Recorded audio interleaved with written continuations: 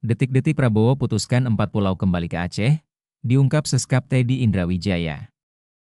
Sekretaris Kabinet Teddy Indrawijaya mengungkap detik-detik Presiden Prabowo Subianto memutuskan 4 pulau yang sebelumnya dimasukkan ke wilayah Provinsi Sumatera Utara kembali menjadi bagian dari Provinsi Aceh. 4 pulau itu antara lain Pulau Panjang, Pulau Lipan, Mangkir Gadang, dan Mangkir Ketek. Teddy mengatakan Presiden Prabowo langsung memimpin rapat lewat konferensi video yang dilakukan saat melakukan lawatan ke Rusia pada Selasa, 17 Juni 2025. Rapat dihadiri perwakilan DPR, Wakil Ketua DPR Sufmi Dasko Ahmad, Menteri Sekretaris Negara Prasetyo Hadi, Menteri Dalam Negeri Tito Karnavian, Gubernur Aceh Muzakir Manaf, dan Gubernur Sumatera Utara Bobi Nasution dari Istana Kepresidenan Jakarta.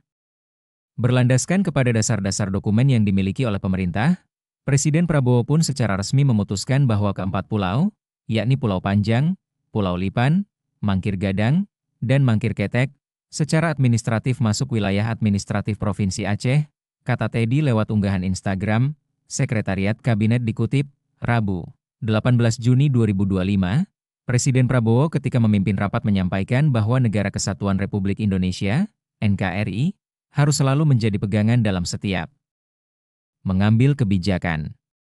Prabowo bersyukur keputusan ini disepakati bersama pemerintah pusat dan daerah. Alhamdulillah kalau memang dengan cepat ada pemahaman bersama, penyelesaian, saya kira baik sekali, ujarnya. Segera saja diumumkan ke masyarakat supaya nggak jadi bahan untuk bikin ramai lagi, kata Prabowo menambahkan. Sebelumnya Menteri Dalam Negeri Tito Karnavian menegaskan bahwa 4 pulau yang selama ini menjadi sengketa antara Aceh dan Sumatera Utara, secara historis dan administratif merupakan bagian dari wilayah Aceh.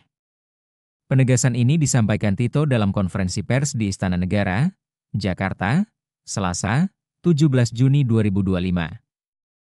Dalam kesepakatan 2 gubernur tahun 1992 yang disaksikan Mendagri saat itu, disebutkan bahwa batas wilayah mengacu pada peta topografi TNI tahun 1978.